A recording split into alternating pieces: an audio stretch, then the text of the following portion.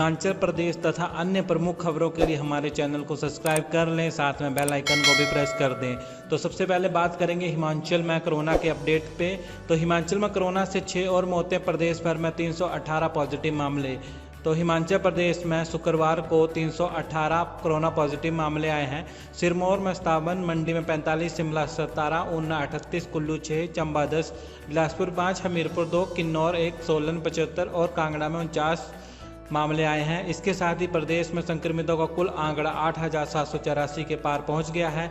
2,874 से ज़्यादा सक्रिय मामले हैं। 5,824 मरीज ठीक हो चुके हैं। शुक्रवार को 158 और मरीज ठीक हुए हैं।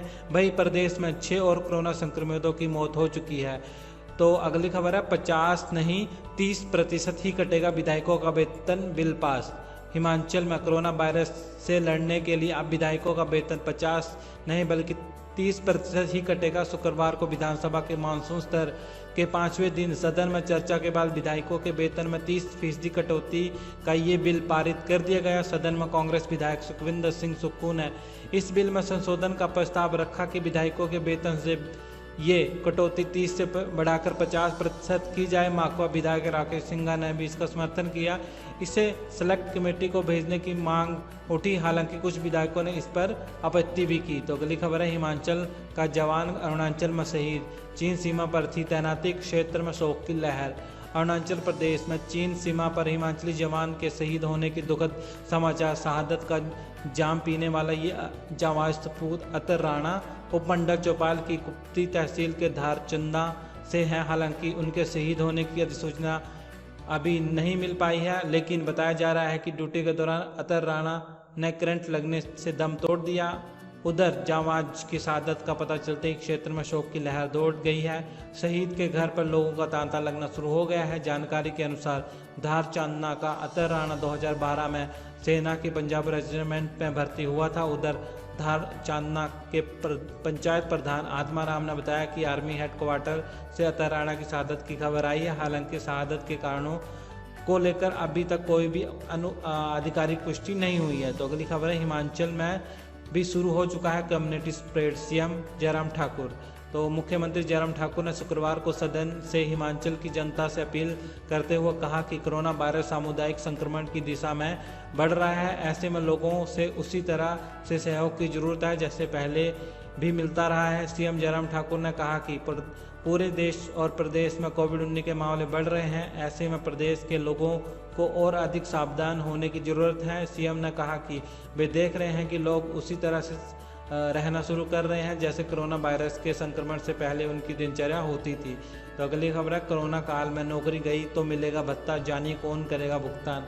तो कोरोना काल में नौकरी से हाथ धो चुके लोगों के लिए अच्छी खबर है। केंद्रीय श्रम बेरोजगार मंत्री के साथ हुई बैठक के बाद इसका फैसला लिया गया है, जिसमें अटल बीमित कल्याण योजना के तहत मूल वेतन का 50% रोजगार हुए लोगों को दिया जाएगा। खास बात यह है कि यह भत्ता नौकरी छूटने की तिथि से लेकर 90 दिनों यानी 3 माह के लिए दिया जाएगा। इसे लेकर ESIC द्वारा सभी स्थानीय मुख्यालयों को सर्कुलर भेजने गए हैं।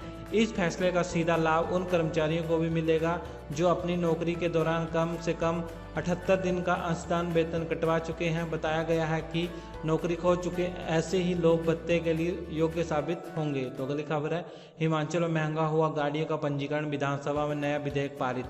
तो हिमाचल में अब गाड़ियों का पंजीकरण महंगा होगा। सरकार ने शुक्रवार को सदन में नया विधेयक पारित कर दिया है। गाड़ी का पंजीकरण शुल्क वाहन की कीमत से 6% से 15% तक कर दिया गया है।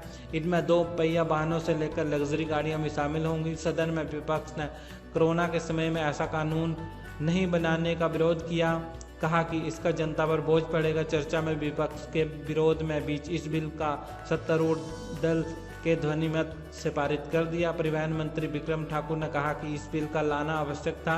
देश भर में एकरूपता लाई जा रही है। परिवहन परिषद की बैठक में केंद्र स्तर पर फैसला लिया है। विधायक जगत सिंह नेगी ने कहा कि मोटर और अन्य वाहनों के मामले में सरकार एकमुश्त पैसा एकत्र करना चाहती है। तो अगली खबर है, SMS शिक्षकों की मदद कर रास्ता बना रही है सरकार, सीएम जयराम ठाकुर। मुख्यमंत्री जयराम ठाकुर ने शुक्रवार को सदन में कहा कि सरकार SMC शिक्षकों की मदद का रास्ता बना रही है। सुप्रीम कोर्ट में मामला उठाने को कानूनी राय ली जा रही है। इनके मामले में कानूनी पेचीदगियां हैं, इन्हें ठीक करने में वक्त लगेगा। कांग्रेस विधायक आशा कुमारी के राष्ट्रीय शिक्षा नीति पर किए एक सवाल पर नेता प्रतिपक्ष मुकेश अग्निहोत्री के अनुपूरक सवाल के जवाब में मुख्यमंत्री ने ये जानकारी दी।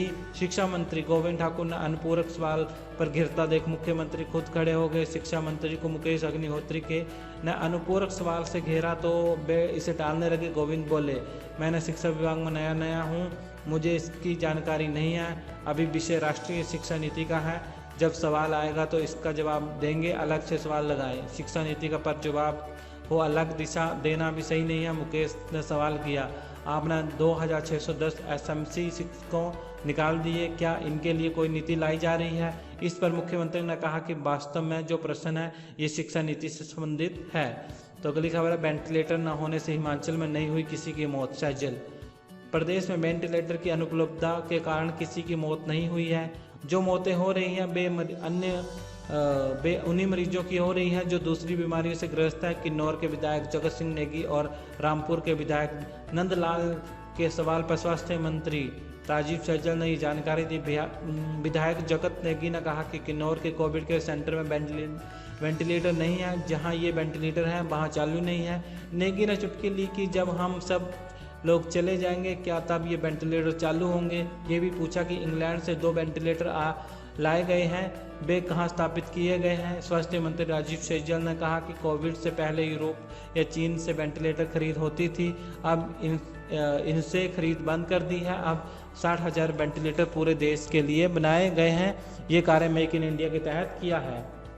तो अगली खबर है, किसके लिए मामला दबाना चाह रही है सरकार राणा? तो मानव भारती यूनिवर्सिटी सोलन में फर्जी डिग्रियों की बिक्री को लेकर सुजानपुर के विधायक राजेंद्र राणा ने विधानसभा सदन के अंदर व बाहर सरकार की खूब वखियां उधेड़ी। राणा ने कहा कि 6 लाख फर्जी डिग्री बेचने वाली इस यूनिवर्सिटी में 2000 करोड़ रुपए का स्कैम हुआ है। उन्होंने कहा कि यूनिवर्सिटी का संचालक, जो कि 10 पढ़ा हुआ आदमी है, ये इस यूनिवर्सिटी को चलाने को कोई भी योग्यता में मानदंड पूरे नहीं करता है। लेकिन 2008 में जब बीजेपी की सरकार प्राइवेट यूनिवर्सिटी एक्ट लेकर आई, तब इस व्यक्ति की जमीन संबंधी औपचारिकताएं को नज़रअंदाज करके सरकार ने इस यूनिवर्सिटी की शुरुआत ही फर्जीवाड़े से शुरू करवाई, क्योंकि तब सरकार के अपने नियम के अनुसार 50 बीघा जमीन प्राइवेट यूनिवर्सिटी खोलने के लिए जरूरी थी। लेकिन इस व्यक्ति को मिली वक्त के कारण 30 बीघा जमीन पर ही सरकार ने विधानसभा में यूनिवर्सिटी का अप्रूवल दे दिया। अगली खबर है, विधायक सुंदर सिंह बोले, मेरे परिवार को खतरा। तो प्रश्नकाल खत्म होते ही विपक्ष के नेता मुकेश ने कुल्लू के कांग्रेसी विधायक सुंदर ठाकुर की सुरक्षा का मामला उठाया, जिसमें सुंदर सिंह ने कहा कि रघुनाथ मंदिर के मालिक बन बैठे हैं, उनके लोग लगातार उनके घर पर हमले कर तोड़फोड़ कर रहे हैं। यदि उनके परिवार को कोई नुकसान पहुंचता है तो सरकार जिम्मेदार होगी, क्योंकि शुरू से ही भाजपा नेता महेश्वर सिंह उनके पीछे पड़े हुए हैं। जब भी वे शिमला आते हैं तो पीछे से उनके घर पर तोड़फोड़ वे हमले करवाए जाते हैं, क्योंकि वे एक मिडिल क्लास परिवार से संबंध रखते हैं और महेश्वर सिंह के सामने उन्होंने घुटने नहीं टेके, इसलिए वे इस तरह से विधायक को डराने की कोशिश कर रहे हैं। हिमाचल प्रदेश में इन्वेस्टर न आने के कारण भी देवी देवताओं के नाम पर लोगों को डराना ही है। देवताओं के नाम पर महेश्वर सिंह फर्जीवाड़े कर रहे हैं। अगली खबर है, कोरोना काल में गाय का गोबर बना महिलाओं के लिए आजीविका का साधन। तो हिमाचल प्रदेश में कांगड़ा जिले में गाय के गोबर ने महिलाओं की किस्मत बदली है। गाय के गोबर से महिला को रोजगार मिला है। महिलाएं गोबर से धूप व अगरबत्ती बना रही हैं। ये पहल राष्ट्रीय आजीविका योजना के तहत देहरा विकास खंड ने की है। देहरा ब्लॉक की ओर से इसके लिए महिलाओं को बाकायदा मास्टर ट्रेनर सुनील शर्मा के माध्यम से प्रशिक्षण दिलाया जा रहा है। सिद्धि विनायक गौ सेवा समिति मुहल स्थित गौशाला के गोबर को एकत्रित करके धूप व अगरबत्तियां बनाने की पहल की गई है, जिसके लिए देसी गाय के गोबर का इस्तेमाल किया जा रहा है। शुरुआत में 2 महिलाओं को ट्रेनिंग दी गई थी, जबकि वर्तमान में 20 के लगभग महिलाएं प्रशिक्षित होकर इस कार्य में जुटी हैं। देसी गाय के गोबर को 70% और गूगल धूप, राल धूप, चंदन इत्यादि जड़ी बूटियों का 30% मिश्रण बनाकर ये प्रोडक्ट तैयार किए जा रहे हैं। तो अगली खबर है, HRTC देहरा डिपो के RM सहित 3 कर्मचारी सस्पेंड। चंबा के बाद हिमाचल पथ परिवहन निगम के कांगड़ा जिले के देहरा डिपो में चालकों और परिचालकों के एरियर में हुए गड़बड़झाले पर कार्रवाई करते हुए निगम के प्रबंध निदेशक ने देहरा डिपो के क्षेत्रीय प्रबंधक राजन कुमार, अनुभाग अधिकारी राजीव कटोच और कनिष्ठ सहायक अमित बाबा को सस्पेंड कर दिया है। ट्रैफिक मैनेजर कौशल कुमार को देहरा को आरएम का अतिरिक्त कार्यभार सौंपा गया है। जसूर मंडलीय ब्रश चौक का अतिरिक्त कार्यभार धर्मशाला के आरएम पंकज चड्डा को दिया है। पहले ये जिम्मेदारी राजन के पास थी। तीनों आरोपियों के मुख्यालय भी तय कर दिए गए हैं। वे अब वहां के अधिकारियों की अनुमति के बगैर कहीं और नहीं जा सकेंगे। जब तक वे सस्पेंड रहेंगे तब तक केवल निर्वाह भत्ता मिलेगा। मंडलीय प्रबंधक हमीरपुर ने आरोपों की जांच की। हाल ही में जांच रिपोर्ट निगम के राज्य मुख्यालय को सौंपी गई थी। इसमें 12 से 15 लाख रुपए का गबन साबित हुआ है। तो वीडियो को लाइक कर दीजिएगा, चैनल को सब्सक्राइब कर दीजिएगा। जय हिंद, जय भारत।